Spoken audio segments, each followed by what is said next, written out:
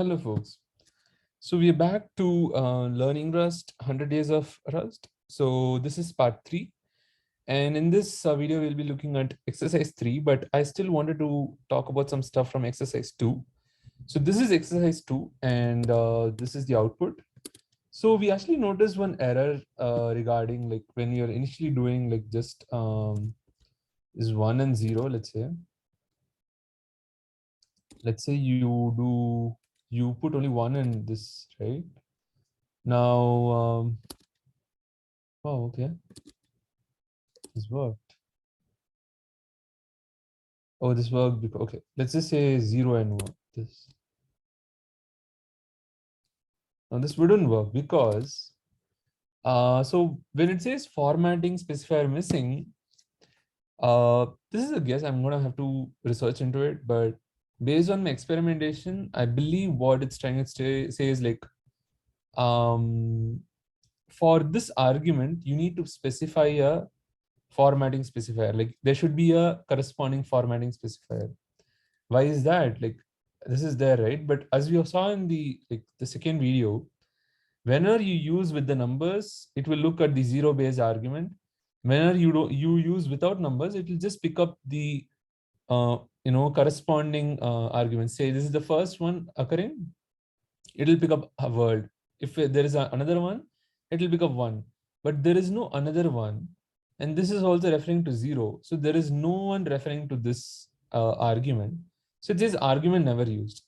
It's either this is never used or there is a specifier missing. You missed it. This has to be used, but you missed this. It's either one of those, right? So interestingly, they talk about this also. So your formatting specifier is probably missing. One worked because you are using this one, like 0, 1, you're using 1. And this is 0. This is like the first one that you are using. So let's say you do this 0, 1. Now you'll get 1 world 1. So 1 world 1, right? So you put one more, yeah, it's going to be saying like, you don't have enough arguments because it's going to expect a third argument over here because this is 1, 2, 3. So third argument over here. Yeah, so that's the reason why 0 and this didn't work. Initially, I thought like I was checking out the video that I recorded and like I was still initially like maybe if I put 0, if I put a number for one of them, I have to put number for all of them. No, that's not the case. We noticed that later. So you put 0 and you missed something, that's also fine. As long as you're using all the arguments that are given and you put the right numbers, which are available, right? So in this case, we are using 0 and this is also 0 only. We are not using this at all. So we either remove this or use this, right? Interesting. I hover over this, it says I32. I'm guessing it means integer 32-bit. This one says ampersand str string. I don't know why ampersand. What does this say? What does this say? No, nothing. This one, wow, okay. So this is all coming from Rust Analyzer, I believe. So it says std standard, I believe, standard library, things like that.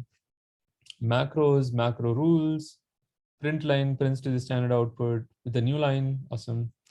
And on all platforms, the new line is line feed character alone, no additional carriage return, okay.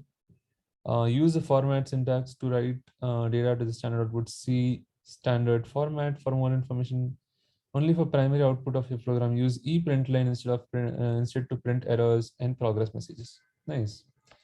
Panics if writing to standard output, input output, standard output fails, prints just a new line and then things like that. So this is the formatting thing.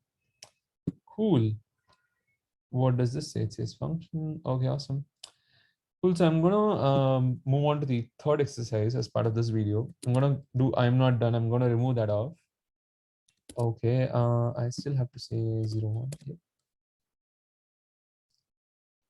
Let's just get that done with. Awesome. So now you have variables exercise coming up. This is the third exercise. So we have an error here. So it says compiling failed and then please try again and all that. So there's an error code over here. You can see. So it says cannot find value X in this scope. We actually have to see the code to understand what this is even saying. Cannot find value X in the scope. So it says this twice. And aborting due to error, and like try Rust C explain and whatnot, right? Let's go to a new terminal and try this. And maybe I'll just do cat and also go to the code for which I'm going to actually copy this. Maybe copy this exactly so that I go to that place. So I'm using VS Code. I would recommend using VS Code. It's a really good, text editor and a good IDE, with the right extensions here. So we have variables one and we are here. And this is the X that it's talking about in line 8 at column 5 and then line 9, column 36. So it says it's not found in this scope and not found in the scope. Weird. I mean, I would have expected that it knows X because I defined it here, right? And it says it's not found here also. I don't get that. Okay. So let's go look at the error code information over here. So it says an unresolved name was used, right? So unresolved, okay. So there are some complicated examples, but I'm going to look at this example. Cool. So it says, because I don't understand these like double, like colons and all that. So, and then trait or this, all this stuff like self and all. But I do understand, like, say this, this is very simple. So I'm going to look at this. It says unresolved name unknown variable. Please verify that the name wasn't misspelled. Of course, you would want to write the right spellings, like whatever spelling you wrote somewhere else, use the same spelling. And ensure that the identifier being referred to is valid for the given situation. Example, so there are some examples below. I don't understand these. Mod, pub, static sounds like some public static something. Integer 32-bit, integer 32-bit 0. Mod, initially I was like mod, wait, what is mod? In computers language, mod can be taken as modify, like chmod, change mode or things like that. There is also mod, the mod operator. And then I think here it means module. I'm not sure though, but mod is what they say. So since I don't know what these are, I do know enum, enumerations, enumerators. But we do understand this. This is very straightforward. You say unknown variable. Before that, you define unknown variable. So here, in our case, we have this, but we don't have something called let over here, right? If the item is not defined in the current model, it must be imported using a use statement like so. I don't know what that is, so we'll come back to that. If the item you're importing is not defined in some super module, okay, that's the module, super module of the current module, then it was also be declared as public function. No idea. We'll come back to that later. So I think we just have to say let, and we should be good to go. We can just say let, and let's see what it says. Awesome, so it works. So I just had to say let, and if you notice something subtle over here, if I don't put let, it gives the error, yep. And you can also notice something interesting over here.